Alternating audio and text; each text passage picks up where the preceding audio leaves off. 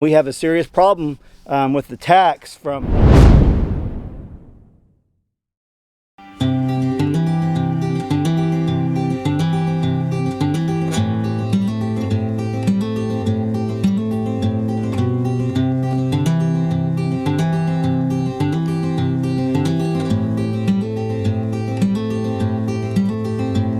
just a boy on a hilltop, counting sheep to pass the time.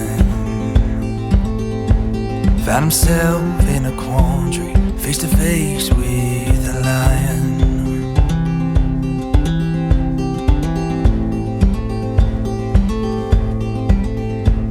Just a boy in a pasture, working in the mountain air. Got more than he bargained when he came upon a bear.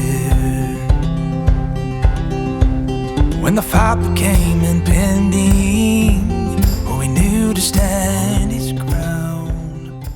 Okay, today's video I'm going to show you guys putting up some siding on the back of the cabin here. I still got a few pieces I need to put up here and then some trim, but I'm trying to get as much as around as I possibly can. We'll see how much we have.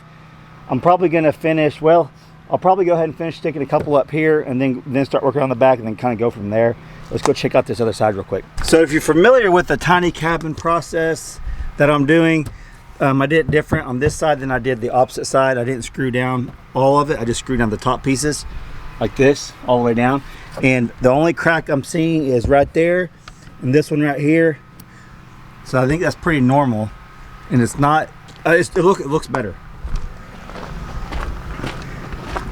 From whenever you come over here, this doesn't look bad, but it's got some bigger cracks in it right there and one on the bottom. Seems to be cracking a little bit more since I screwed it all down. And so we're gonna go with this other way for the rest of it. And then we're gonna end up taking this stuff off, remeasuring, cutting it and putting it back up. So it's all uniform. So I'm gonna get everything set up. I get my saws and my drills over here. While I'm doing that, I'm gonna show you guys a little new power station that I got that's pretty cool. I think you guys are really gonna like it. So I'll show you guys that right here, and then when we come back, we'll start putting some of this siding up, and I hope you guys enjoy the video. If you do, smash that like button. If you're not subscribed yet, please subscribe, and we love you guys. You know, we cannot do these things that we do here without awesome viewers like yourself, and without awesome sponsors too, so enjoy. Okay, so I have the Alpha 1000 charging right now. It's actually taking in 100 and you can see 79 watts. It actually came out of the box about 55% charged, and it's been on here not a long time, maybe 45 minutes or so. It comes with 3 AC outlets. It's got the USB ports over here and the smart ports, along with like a car charger port right here. So this comes with quite a few different little ports, and actually you can charge your phone on the top here. Okay, so one thing I can already tell you that I like compared to some of the other ones is it has an actual carrying handle, kind of like a lunch pail. That's about the size of the lunch pail too, and it's lighter than normal, the normal ones I get. So far so good. You guys probably guessed by now, today's video is sponsored by Alpha. You guys know one of the things I love showing you all the most are these off-grid power banks, and I've done several of them, and I've actually given several away. We gave some away at the expo and stuff like that, but this is like one of the main products that I love showing you guys on the channel, and this is no different as far as let's go over it, let's see what it will run. Alpha has asked me to show you guys exactly what it will do, and I've got a plan for this. You guys know I've been trying to collect these, but I'm not giving them away to people. For when we get into the house permanently, I could put one in each bedroom for the girls for their games and for charging their iPods and iPads and things like that. So I'm excited every time I get one of these. It's a portable power station. You guys could use this in your boat. You can put it in your trunk. Keep it in the house like what we're gonna do in the cabin. We're actually gonna be working on the cabin today, so we'll take it over there also. It's just a good portable power station that you guys can have on hand for emergency backups, or for if you're living off grid like we are. You guys have options. So 1000 watt, and we're gonna plug some stuff into it and just see what it will handle. We have the DeWalt saw here that we're going to plug in. Let's see if it will run that first. We'll really put it to the test. Then we'll work our way over to the other tools, and then we'll take it to a little cabin, and I got something to try out over there. I'm telling you, I love getting these in and testing them out, and it's always fun.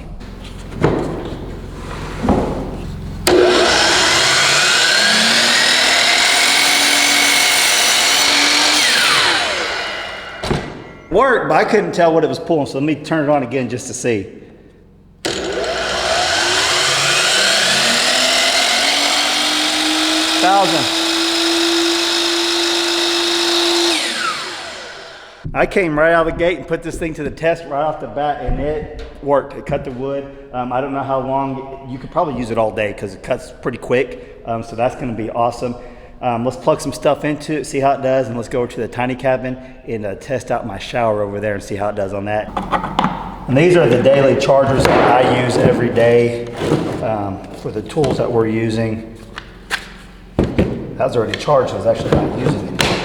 Let's see here. Charging, oh, there it goes, 63 watts, 72 watts. So it's pulling it. 80 watts. Let's plug this in to see.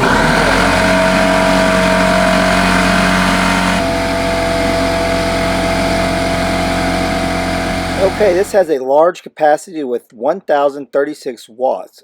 Compared to the Jackery Explorer 1000, which only has 3 ways to charge, the Alpha ESS has 4 easy ways to charge. AC adapter, which is included, the solar panel, which is not included in this, the USB-C cable, 100 watt included, and the car charging capability is also included.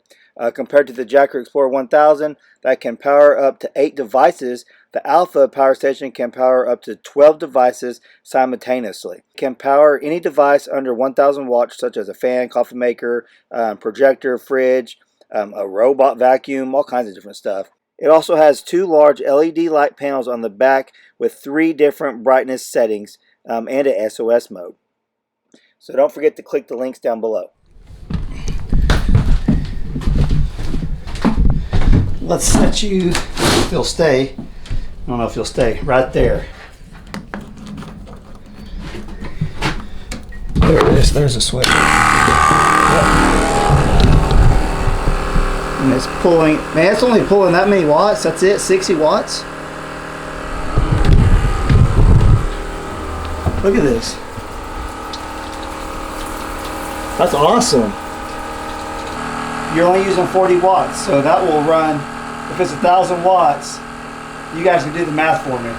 So that is the test that I was really wanting to do, which I knew it wouldn't pull a whole lot, but I wanted to make sure.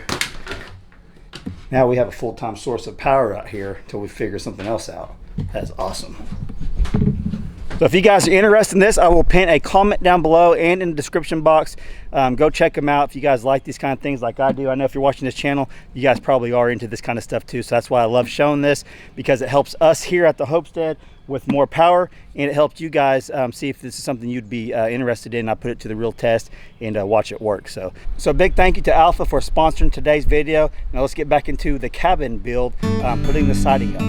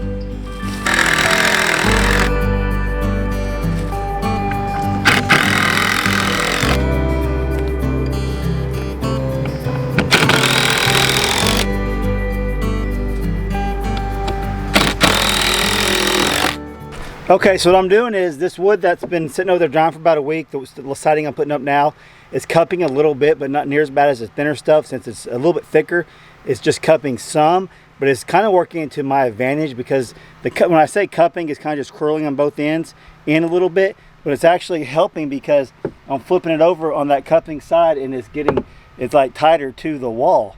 So that's actually a good thing. So maybe that's what you start doing. You let dry out for a little bit. If you're going to use it green, let dry out for a little bit so maybe it starts to do that some, and then put it on the wall and it works to your advantage. So I'm going to pre-cut some of these, and then I'll do a little time lapse sticking up on the back of the cabin. I got like 6 pieces left, so we're not going to have enough to do the whole thing, but we're going to get quite a bit done. So let me pre-cut some and then stick them all up there.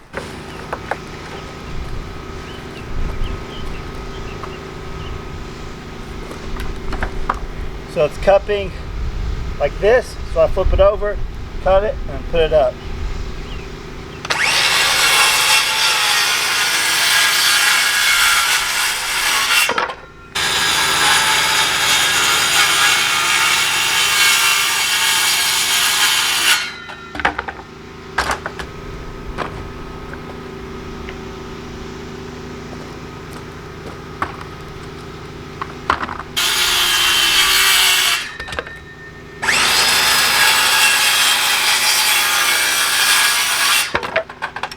All right, break time for a second.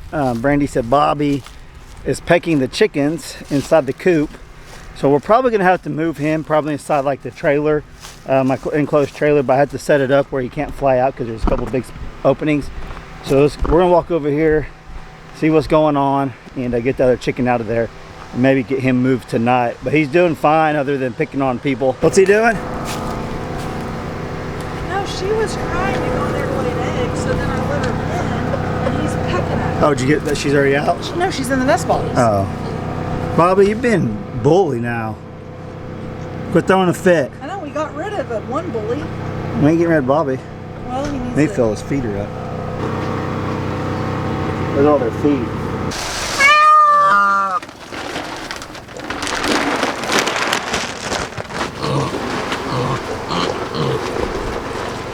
It's not tough. I don't know if Hadley gave them enough this morning. I'll feed you a little bit.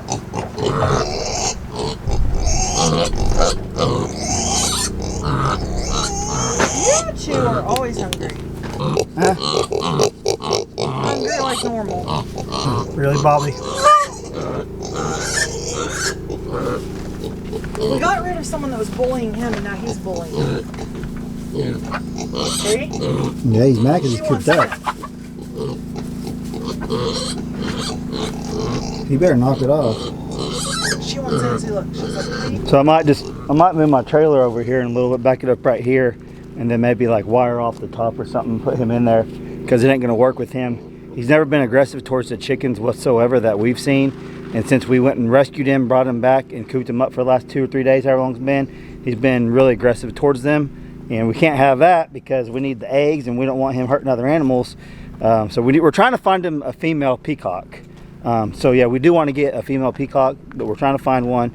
We've looked at several places. We want a mature one, not a juvenile. So maybe that will settle him down. So that's the route we're going to go. I don't know if peacocks have mating seasons like turkeys. I had to look it up. I assume they do because I know peacocks don't lay year round, just like turkeys don't in the springtime. So maybe it's his time to breed, and that was what he was doing, going out and searching, and now he's got some aggression built up and he needs a female. So we're gonna get him one, but in the meantime we got to figure out a situation to get him away from the hens, and it's probably going to be that trailer for a short-term solution. We'll see.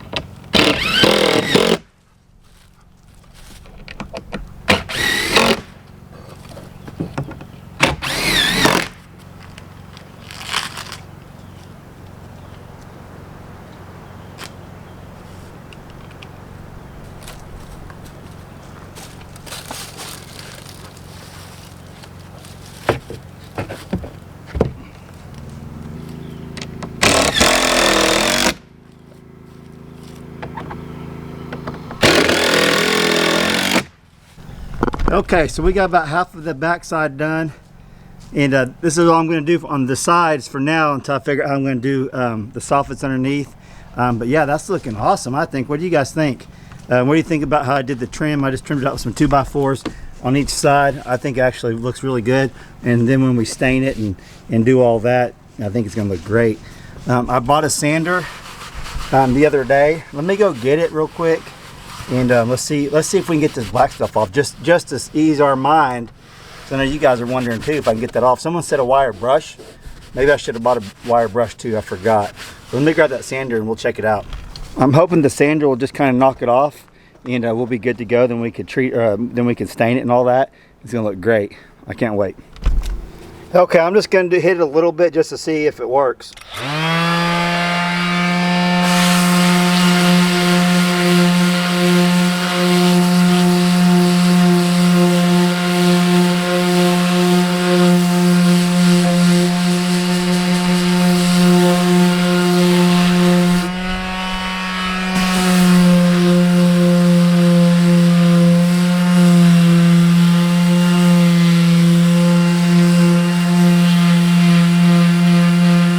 They worked a little bit.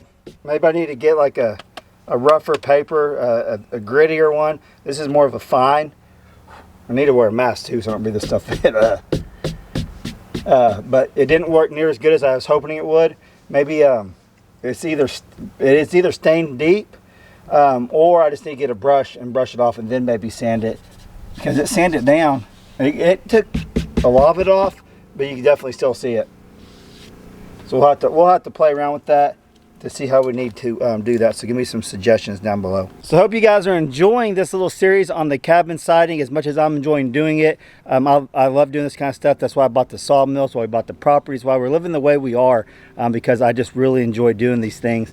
And I enjoy making videos for you guys too. With that being said, I want to give a big thank you to you guys for watching the video and for our sponsor today, Alpha ESS. We can't, like I said earlier, we can't do this stuff without you or sponsors. So I appreciate you guys sitting through watching them. Some of you guys are even interested in buying them. Appreciate that. There will be links down below. Big discount. And there'll be a big discount code down below if you guys are interested in this, and in the description and a pinned comment. So give me some feedback on the cabin, how to get that black stuff off. Maybe a grittier sandpaper, I don't know. Like I said earlier, some of you guys said get a wire brush and knock some of that off. I wonder if a power washer would do it. I don't know. The sand, it might have just pushed it down in there deeper. I don't know. This is my first time really dealing with the live edge, rough cut wood, especially for siding, but I'm really liking how it looks. This back is turning out really good too. Check this out. Isn't that just looking awesome? I love it. So before I know it, we'll have the whole cabin done, and I'm going to take off the whole front and recut it and do all that, put trim up around it, and we'll have all the siding up. It's a process, it takes time. This is in between the house and other things we got going on. So also another thing is too, we have a serious problem with the tacks from Bobby with the chickens. So leave me some comments down below what y'all think about that. I know I need to separate them. I think I'm gonna have to put them in the stock trailer and leave them in there until we get a female. Do you guys think that's the best decision also?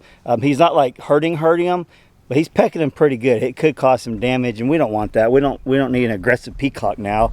It's just so crazy how just flipped the switch and he's acting like that now. I just don't understand. Maybe you guys have experience with peacocks. You can let me know down below. You know, I think it's probably due to lack of female and mating season. That's my guess. I think our turkeys do the same thing. I'll be surprised if Mary doesn't call up a few toms here pretty soon. It is turkey season here in Oklahoma. I'm really surprised that she hasn't yet, because when we bought the property, we actually had a whole flock. We had a whole flock, or whatever they call turkeys, a whole bunch of them out here, and we've released several of them out here too, just so that they can go wild and maybe populate the area of wild turkeys. So yeah, that'll be interesting to see if we do get any toms up here. If you guys remember back on the old homestead, Abe was actually pulling in females from the wild and having fun that way. So I won't be surprised if she does the same thing. But yeah, we'll take care of Bobby and the chickens here pretty quick today, off camera, and maybe the next video too, we'll show you guys what we end up with. So love you guys. Thanks for coming along on this journey. We can't do things without you guys, and we just appreciate each and every one of you guys. So thanks. We'll catch you on the next video. Thanks for watching.